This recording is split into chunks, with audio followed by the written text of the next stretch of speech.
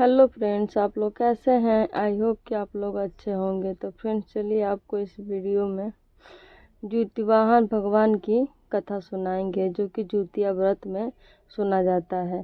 Friends, इसमें जिन भी औरतों के बच्चे होते हैं, वो अपने बच्चे की लंबी आयु के लिए ये व्रत रखते हैं। ये फ्रेंड्स बहुत ही अच्छा पर्व है, 3 दिन का महापर्व है ये। इसमें अपने अपने बच्चों की दीर्घायु के लिए ये व्रत किया जाता है। तो फ्रेंड्स, चलिए आपको आज आपको इसकी एक कहानी सुनाते हैं। ज्योतिया व्रत में कथा सुनने का बड़ा ही महत्व होता है फ्रेंड्स। तो इसको चलिए आप इत्मीनान से हाथ जोड़ के ज्योति भगवान बाबा का ध्यान करते हुए इसकी कथा सुनते हैं। तो फ्रेंड्स देखिए, एक समय की बात है। नर्मदा नदी के पास कंचनवटी नाम का एक नगर था। नदी के पश्चिम दिशा में मरुभूमि थी, जिसे बालूहट्टा कहा जाता था। वहाँ पे विशाल पाकड़ का एक पेड़ था। उस पेड़ पर चील रहती थी। उस पेड़ में एक खोखर था, जिसमें सियारन रहती थी। चील और सियारन दोनों में बहुत ही अच्छी गहरी दोस्ती थी। एक बार दोनों ने देखा कि कुछ औरतों को ज्योतिया व्रत करते हुए। तब उन्होंने यह संकल्प लिया कि ये व्रत हम भी करेंगे। फिर दोनों ने भगवान ज्योतिवाहन की पूजा करने के लिए निर्जरा व्रत रखा।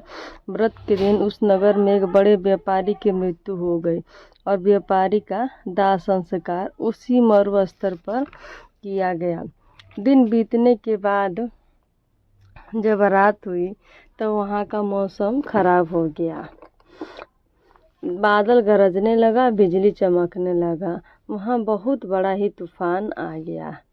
अब वहीं जहाँ ये लोग व्रत किए थे, जिस पेड़ के नीचे, वहीं पर उसका अंतिम संस्कार हुआ था। और जब बादल वादल गरजने लगा, बारिश आने लगी, तो वे सब लोग जो भी आए थे अंतिम संस्कार करने वाले, वो ऐसे चले गए और पूरी तरह से लाश जली नहीं थी। और बारिश आने से सब भीग गया, तो वैसे चले गए। अब आधा रात के बाद से जब सियारन को भूख लगी, तो मुर्दा देखकर वो खुद को रोक नहीं पाई और उसने व्यापारी के शरीर को खा लिया और उसका व्रत टूट गया। ये सारी कहानी चील ऊपर से देख रही थी। उसने पूछा, सियारन बहन, तुम्हारे खोखर से ये खटर पटर कटपट की आवाज़ कैसी आ रही है। तो वे बोली, चील बहन, मैं सुबह से व्रत की हूँ, उपवास की हूँ, तो मेरे शरीर बहुत कमज़ोर हो गया है। भूख और प्यास के मारे मेरे शरीर की हड्डियाँ ककड़ पकड़ तकड़ कर रही हैं, कट मेरी हड्डियाँ कर रही हैं। जबकि वे तो उस राजा का शव खा रही थी और चील ऊपर से देख रही थी और सियारन ने चील से झूठ बोला। उसका व्रत टूट गया। वहीं चील ने संयम रखा और नियम और श्रद्धा से व्रत को पूरा किया और अगले दिन पारण किया। फिर ये कुछ दिन बाद दोनों सहेलियों की मृत्यु हो गई। फिर वे अगले जन्म दोनों सहेलियाँ एक ब्राह्मण के घर में पुत्री के रूप में जन्म ली। चील बड़ी बहन बनी, उसका नाम शीलावती रखा गया। शीलावती की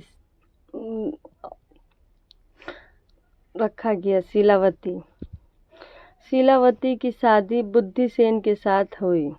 सियारन छोटी बहन के रूप में जन्म हुआ।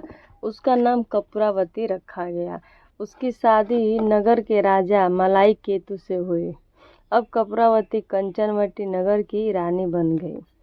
भगवान ज्योतिवाहन के आशीर्वाद से शीलावती के 7 पुत्र हुए, पर कपूरावती के सभी बच्चे जब भी पैदा होते हुए जन्म लेते ही मर जाते थे। कुछ समय बाद शीलावती के सभी पुत्र बड़े हो गए। वे सब राजा के दरबार में काम करने लगे। कपूरावती के मन में ईर्ष्या का भाव उत्पन्न हो गया। कपूरावती को जलन हो गया शीलावती के पुत्रों से कि मेरे पास तो एक भी पुत्र नहीं है और शीलावती के पास 7 पुत्र हैं, वो भी सब काम काज करने लगे।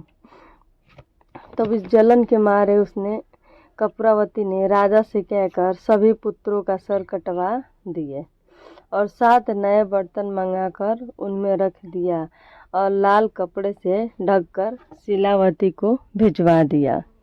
यह देख ज्योतिवाहन भगवान ने मिट्टी के 7 भाइयों का सर बनाए और उसमें अमृत छिड़क कर उनके शरीर से जोड़ दिया, जिससे सभी में जान आ गई और 7 भाई अपने घर आ गए। घर आके अपनी माँ शीलावती से कह रहे, माँ हम तो बहुत दूर चले गए थे, आते आते बहुत लेट हो गया, हमको भूख लगी है, कुछ खाना दो, जंगल से आते आते हमें बहुत देर हो गया।